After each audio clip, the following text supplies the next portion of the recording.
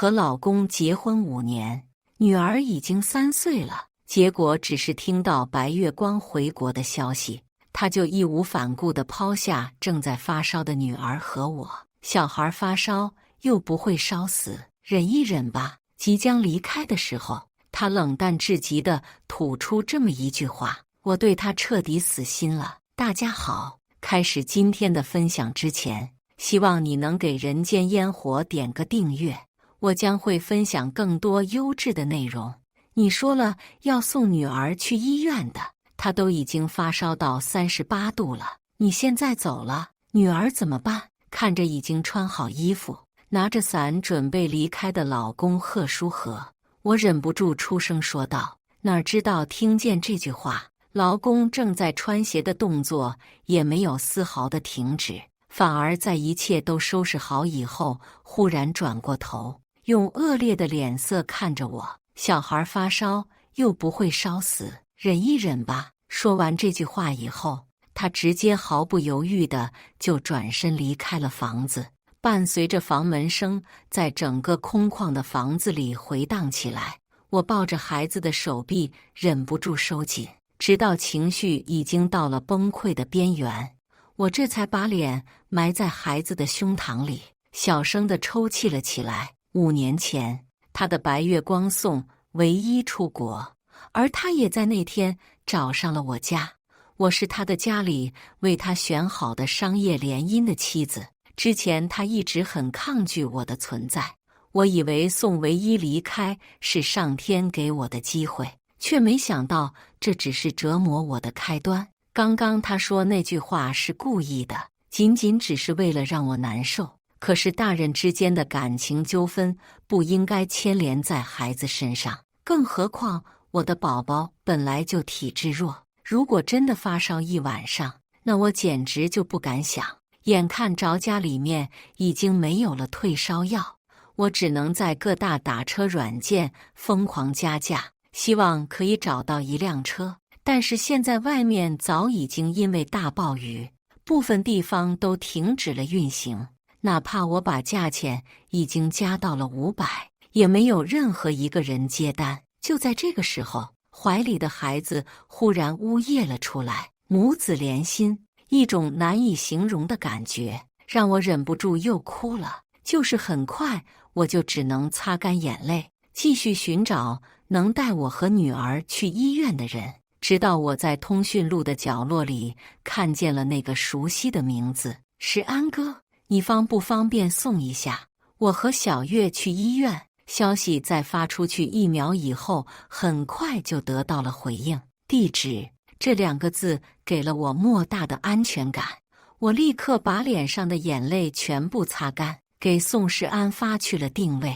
看着那边说10分钟之内就能到的消息，我终于松了一口气，也赶紧起来给女儿穿上了衣服。在临走的时候，我看着空无一物的家里，贺书和最近几天已经把家里的伞全部拿走了。刚刚他手上那把是家里唯一的伞。听着外面不绝于耳的雨声，他从来没想过要给我和女儿留一条生活。伴随着房门被关上，我立刻抱着女儿坐上了电梯。这个时候不是伤春悲秋的时候，我必须先把女儿送去医院，确保小月的安全。只是在电梯运行的过程中，我还是忍不住想起了从前。我认识贺书和的时间其实很早，只不过他不知道我认识他。上学的时候惊鸿一眼，我就看上了他，所以在后面家里提出要和他商业联姻的时候，我没有拒绝。只是那个时候我并不知道他已经爱上了和他一起长大的宋唯一。我知道商业联姻不掺杂感情，但是我不愿意做人家的小三。想起来从前我们3个人苦苦挣扎的事情，内心忍不住又是一种酸楚。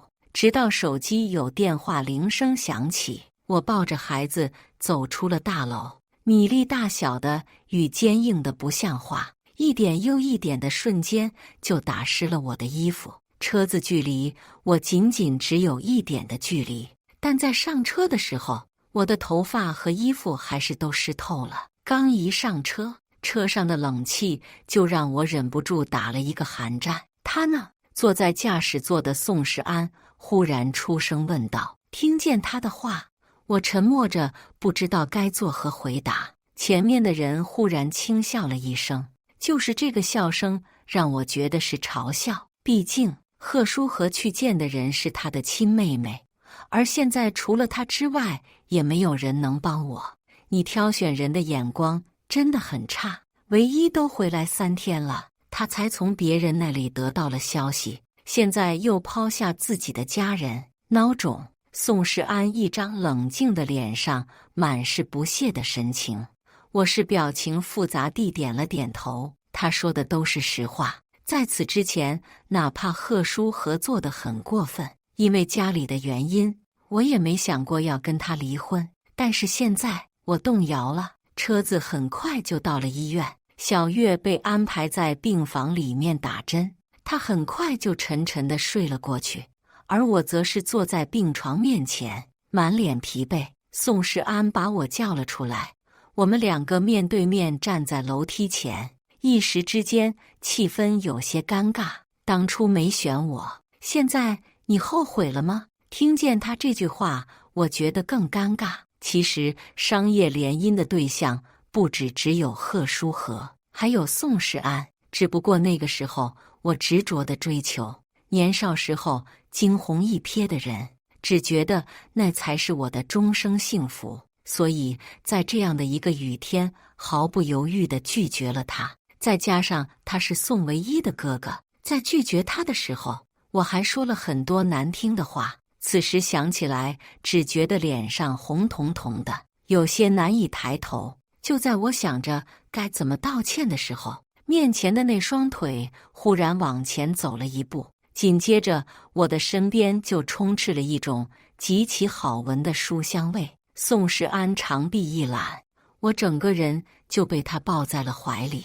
突如其来的动作让我愣在了原地，过了很久才知道，抬头去看他，他还是往常那副清冷淡漠的样子，唯独耳朵红得厉害，出卖了他的真实想法。在这个时候，一股难过又复杂的情绪涌上心头。我忽然很好奇，你为什么会来？你不应该恨我吗？听到我这句话，抱着我的手臂更加用力了。我忽然觉得有些窒息，而面前的人却浑然不觉，反而把下巴放在了我的头顶，丝毫不顾已经被雨水打湿的头发可能很脏。许妍妍，爱我，求你。宋世安的声音沙哑至极，里面仿佛蕴含着众多的感情一样，让我一时之间愣在了原地。隔着那一层薄薄的布料，我仿佛都已经感受到了他身上炽热的温度。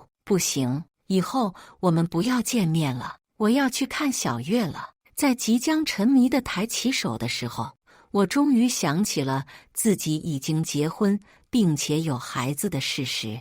哪怕现在我已经对贺书和失望至极，但是我绝对不能做出背叛这段婚姻的事情。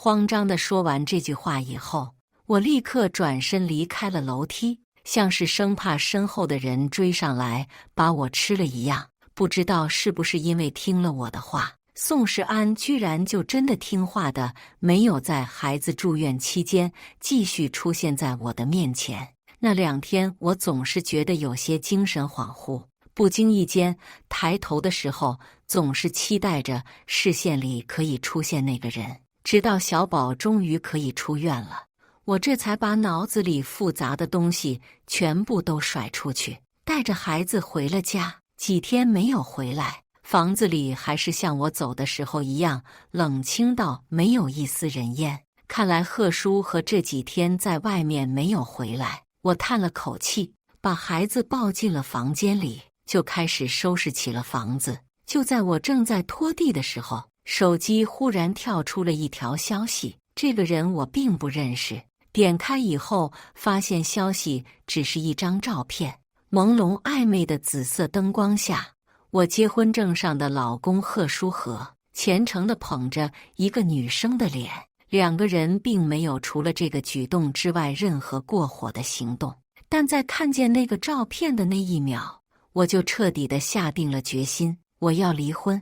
结婚这5年来，他从来没有用这种眼神看过我，反而经常是嘲讽的、恶意的，仿佛我是什么十恶不赦的人一样。但是逼走宋唯一的人不是我，也不是我主动提出的结婚。哪怕现在他说他喜欢住高层，我抛弃别墅跟着他住在这个房子里。他说家里不喜欢有保姆，我自己一个人打扫这200多平的房子，简直硬生生把自己活成了一个全能的保姆一样。在他眼里，或许我本身就和保姆没什么区别。猛地把手上的拖把扔了出去，我忽然觉得全身疲惫地坐在了沙发上，自己一个人发了一会儿呆，我才拿起了手机给贺书和发去了一条消息。10分钟以后，他怒气冲冲地打开门，刚一进来就把手上的外套扔在了我的身上。我被突如其来的举动吓了一跳，抬起头只是愣愣地看着他，非要把我叫回来干什么？小月不是没有什么大事吗？看着他那张怒气冲冲的脸，我忽然觉得很陌生。在这一刻，他和我记忆中的那个人彻底的不一样了。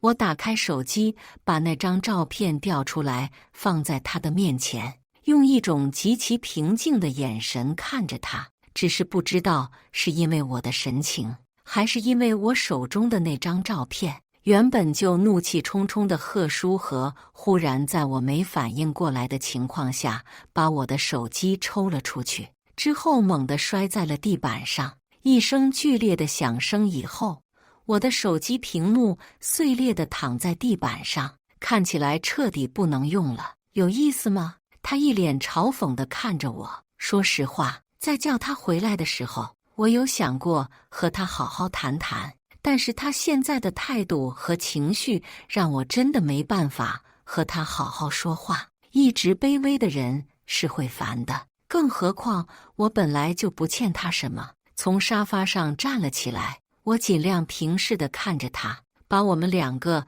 放在一个平等的位置上。我从来都不欠你什么的，如果你一定要把这一切都强加在我身上，我们离婚吧。说实话，我觉得在说这句话的时候，我没有一丝一毫心痛的感觉，就好像是前2天下雨的那个夜晚，我已经把自己的眼泪流尽了一样。我对他的爱也彻底消失了。贺书和大概没想过离婚这个词会从我的嘴里蹦出来，他用一种极其怀疑的眼神看着我，仿佛我只是在做戏一样。只可惜我现在对他的各种想法已经没有什么感觉了，而是只想着赶紧离婚，脱离他这个地狱。想离婚？做梦！你占了他的位置那么多年，那我现在还给他，行吗？我真的懒得跟他继续这种口舌纠纷，但他好像情绪很激动的样子，像是受到了什么侮辱一样，拿起外套就忽然急匆匆地离开了家。我看着敞开着的大门，他的身影消失在电梯口，而整个家里空空荡荡的。我又一次被他抛弃了，一种明明知道但是又忍不住难受的感觉，让我蜷缩起了双腿，尽量把自己放在沙发角落的位置，希望能获得一点安全感。直到房门口再次传来了有人走路的声音，我下意识地抬头看过去，才发现是宋时安。他怎么来了？这种想法才刚冒出头，宋时安就已经伸着他那一双大长腿走到了我的面前。你真的要跟他离婚吗？我不知道他是在外面偷听了，还是从贺书和口中听到了这件事情。木木地点了点头。宋时安脸上忽然露出难以形容的兴奋感。我帮你推荐律师，帮你找证据，帮你离婚，好不好？我看着他忽然蹦出这么长一段话，一时之间愣在了原地。刚刚的事情再加上现在的情形，让我几乎怀疑自己是在做梦。于是抬起手想轻轻地扇自己一巴掌，结果手才刚抬起来，宋世安忽然伸出了他的手，拿住了我的手腕。之后，在我不可思议的眼神下，用难以抗拒的力量，让我把手放在了他的脸上。我想帮你，手上像是碰到了一块炽热的岩浆一样，让我忍不住有些退缩。但他却把手拿得更紧了，死死的不让我松开。我忽然觉得有些口干舌燥，视线下意识地放在别的地方。为什么？你为什么想要这么做？说实话，我现在真的不明白他到底是怎么想的了。明明他应该因为我的拒绝而变得怨恨，应该和我划清界限，再也不来往才对。在我脑子里胡思乱想的时候，宋世安忽然又拿起了我的另外一只手，放在了他的另一个脸颊上。我希望你和他离婚以后，可以考虑一下我，好吗？宋世安说出的话一如既往的大胆，也让我那颗原本有些寒冷的心，在这个时候仿佛触摸到了什么暖流一样，忍不住的剧烈跳动起来。我很爱你，当初你选择的是他，所以我不插手你们的婚姻，但是现在他不是那个正确的人，我希望我可以给你幸福。宋世安直球式的表白让我难以招架，就在我脑子里想着该怎么才能让这个尴尬的场景度过的时候，他忽然又松开了握着我手腕的手，站了起来。等你们离婚以后再给我答案吧，律师，我会推到你的微信上，我会保证你们好好离婚的。说完这句话以后，他也不再管我的反应，转身就离开了房子。我看着他离开的背影，忽然觉得他像是跑路一样，双腿都不知道该怎么走路一样僵硬。低下头，手指上的余温昭示着刚刚到底发生了什么，也让我忍不住感觉脸颊发烫。就在我有些回味的时候，小月忽然走到了我的面前，眨巴着一双大眼睛，一脸好奇地看着我。那是我的新爸爸吗？女儿的这句话让我瞬间从刚刚的情绪里面抽身出来。我现如今还没有从这个婚姻里出来，说新的婚姻实在是太早了，没有明确的回答。我把女儿抱进了怀里，轻轻地拍打着她的后背。说实话，我也不知道我到底想要什么。当天晚上，我就加了那个律师，商讨我们离婚的事情。因为结婚太匆忙，我和贺书和并没有婚前财产公证，他的资产是我的好几倍。毕竟我只是家里面不能继承家产的二女儿，哪怕家里确实有钱，我也继承不到太多，所以名下只有几百万的现金和几套房子。贺书和看不上这点钱，而我也不需要他的钱。清算财产其实很容易，唯一不容易的是该怎么样让他才能同意离婚。就在我和律师已经商讨出一份离婚协议出来以后，宋世安忽然猛地给我发了一个文件。我抱着好奇的心理打开以后，才发现那是好几十张照片，照片的主人公无一例外是贺书和，而照片中的另外一个主角则是各种方面都很像宋唯一的女人。说实话，这是我第一次知道我的老公在外面养了这么多小三，而且这些照片有的很正常，但是某些就没那么正常了。如果照片不够的话，还有视频，他会同意离婚的。我看着宋世安发来的斩钉截铁的消息，忍不住感觉有些后背发凉。明明之前我结婚的时候，宋家还只是一个普普通通的企业，现如今居然连这种东西手上都有不少，看来也是发达起来了。把那个文件直接转发给贺书和，没2分钟他就给我回了一堆消息，而我只是约他晚上回家吃饭。这次他回来的很快，也只是半个小时他就到了。那些东西你是从哪里得来的？有没有发给别人？刚一到家，他就用这种充满质问的语气问道。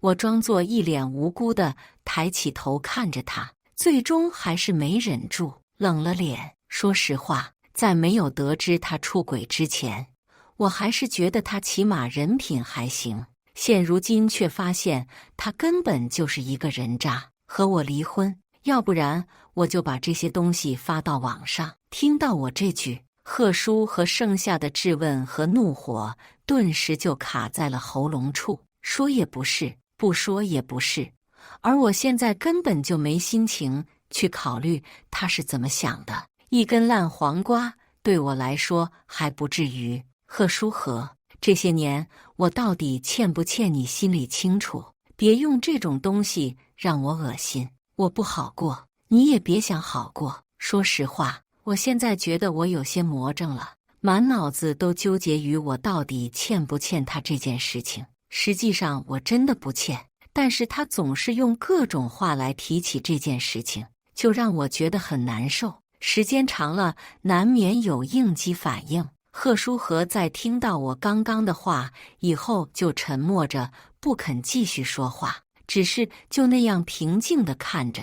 这是他惯用的手段，冷暴力。更准确一点说，往常我们发生剧烈争吵的时候，总是我歇斯底里地证明我自己没错，但他就用这种平静到几乎淡漠的眼神看着我，让我开始怀疑自己，忍不住低头认错。可惜，如果说这个招之前百试百灵，那现在就完全没有作用了。我现在不吃这一套了，我给你1分钟的时间，1分钟以后，如果你还是不同意，我就把这些东西发到网上。既然他这么对我，那我也这么对他。或许是发现我这次终于和以前不一样了，贺书和在看着倒计时消失的瞬间，终于点了头。说实话，那个时候其实我已经紧张的心里冒汗了，但是这么多年和他斗智斗勇的经验让我没有丝毫的露怯。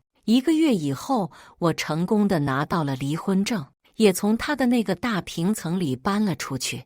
我带着女儿去了婚前我父母给我买的小公寓里，2室1厅的房子虽然小，但是很温馨，而且我还找了一个保姆，每天负责照顾小月。我觉得我需要稍微放松一下，在拿到结婚证之前的每一天，我的精神都高度集中。最近我觉得我都有点神经衰弱了，只是就当我好好恢复的时候，我爸给我打来了电话。当看见来电电话的备注以后，我就知道还是躲不下去了。当天晚上，我带着女儿回了老宅的别墅，刚进入客厅，一个玻璃杯就碎在了我的脚边。你为什么要跟他离婚？这可是我好不容易才给你求来的好婚事，你知不知道你这么做会对公司产生什么影响？说话的人是我爸，他用一种恨铁不成钢的眼神看着我，仿佛恨不得立刻压着我去给贺叔和磕头道歉一样。哪怕已经28岁了，但是在面对家庭的时候，我还是忍不住有些退缩，甚至害怕到有些不太敢说话。就当我想着该怎么破局的时候，一双手忽然搭在了我的肩膀上，紧接着就把我往他怀里抱了抱。或许我会成为更合格的一个女婿，不如你考虑一下我呢？熟悉的声音在头顶上方响起，我抬起头一看，宋时安的侧脸赫然出现在我的视线。我爸一开始还不可置信地看着他，以为只是开玩笑而已，直到宋时安从怀里掏出一张银行卡放在桌子上，我爸这才忽然换了一个嘴脸，笑嘻嘻地对着我说话。在家里面待了1个多小时，我才带着女儿和宋时安从家里走了出来。坐在车上，一路上我都很沉默，不知道该怎么说话，一直等到车子停在了我家楼下，女儿被留在了车上，我和她站在外面。我才刚结束一段婚姻，现在不可能很快的就和你有感情，你考虑别人吧。我用尽可能委婉的语气来拒绝他的这次突如其来的求婚。谁知道宋世安没有任何别的反应，而是很坦然地点了点头。所以呢，你拒绝我是你的事情，而我要继续是我的事情。或许是知道这段话没有办法说服我，他选择了用现实来让我勉强接受他。现在除了我之外，就只有他能解决你爸公司的危机，或者你要回去求他。听到这段话，我脑子里立刻浮现起了贺叔和一脸讽刺。看着我的表情，我顿时剧烈地摇了摇头。哪怕是跟我爸断绝关系，我也不想和他复婚。就算是再见他一面，我都觉得难受。看着我如此剧烈的反应，宋世安摊了摊手，让我认清楚现实。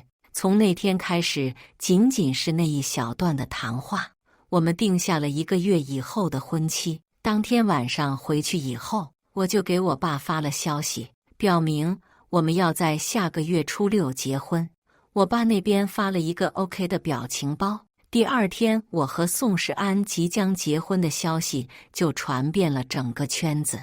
玩得最好的几个朋友纷纷过来问我，而我只是用家里的安排这些话来敷衍过去。时间一晃1个月过去了，明天就是我和宋世安结婚的日子。其实我的本意是，只要我们表面上在一起就好了，但是他并不这么认为，而是说可以只办婚礼，不办结婚证。无论如何，必须要给他一个名分，要不然舔狗也会没有舔下去的勇气的。说实话，我感觉他的话很搞笑，反应过来以后，又觉得他就像以前的我一样那么卑微。最终还是同意了他的话，再一次结婚。我完全没有了第一次结婚那么紧张的感觉。摸着床上的绣盒，我很好奇自己到底是不是选错了。就在我发呆的时候，手机忽然有一个陌生电话打了进来，我选择了接听。那边长久的一段沉默以后，就在我即将挂电话的时候，终于传来了声音：“你和我离婚就是为了他吗？”男人沙哑哽咽的声音从电话那边清晰地传到我的耳朵里，也让我终于意识到了对面的人是谁。我忍不住沉默了下来。是因为他吗？不是，贺书和，你好像总是意识不到自己哪里有问题。那天如果不是有他在，你知道小月会烧成什么样吗？我说完这段话以后，对面长久的只有呼吸的声音，而我希望今天把这件事情就解决，不要影响到大家的脸面，所以并没有把电话挂掉。我会证明给你看，我爱你，你等我。对面的人说完这句话以后，电话就被挂断了，而我看着已经重新回到页面的手机，感觉有些难以理解。爱我还是爱宋唯一？我摇了摇头，把那些荒谬的想法都摇出脑子里，顺手给宋世安打去了一个电话，把今天发生的事情统统告诉了他。我想到了很多他会证明自己的方式，但我唯独没想过他居然会穿着西装直接抢婚。当我和宋世安站在万众瞩目的台上，正在交换对戒的时候，贺书和忽然拿着一束红玫瑰，风尘仆仆地出现在了走廊的尽头。在我看见他的第一眼，就有一种想法，让我恨不得直接冲上去杀了他。他一定要毁掉我的人生吗？我拿5年付出的代价，难道真的不够吗？他一定要毁了我。如果宋世安没有那么爱我，婚礼结束以后，他会唾弃我。整个圈子里的人也都会觉得我是一个不好的人，就连我的家里人都会唾弃我。而他从来没有为我考虑，只考虑他自己。所以在看着他被保安拖出去，并没有上前阻止。实际上我表面看上去很镇定，是藏在裙摆下的时候已经抖得不成样子了。我知道他的这场抢婚肯定会给我带来很大的影响，我可能承受不住的影响。就在我内心胡思乱想到几乎崩溃的时候，一双有力的手握住了我。我抬头看过去，宋时安一双眼睛含着笑，坚定地看着我，仿佛我是他唯一的选择一样。别怕，他凑在我的耳边轻轻地说道。内心众多的恐惧和担忧在这个时候仿佛都烟消云散了一样。他相信我，这个想法在我的脑子里引起了一阵又一阵的轩然大波，也让我忍不住内心又升起了一点隐秘的期待。婚礼的仪式照常进行，贺书和被保安禁锢着，只能站在台子下面的角落里红着眼睛看我。而站在我对面以后会和我并肩齐驱的宋时安笑得一脸温柔地给我戴上戒指。说实话，后面的流程我有一点出神，直到他当着众人的面忽然亲了过来，紧接着在场的众人忽然都捧场地发出欢呼声，实际在这一刻好像静止了一样。我只能感受到和我距离很近的宋时安，他的呼吸喷洒在我的脸上，而耳边是大家铺天盖地的欢呼和祝福声。等到他终于亲够了和我分开的时候，我还有些没有回神，而他笑着掐了掐我的脸，忽然用头触碰了一下我的额头，抬起眼睛对上的就是他们还笑意的眼。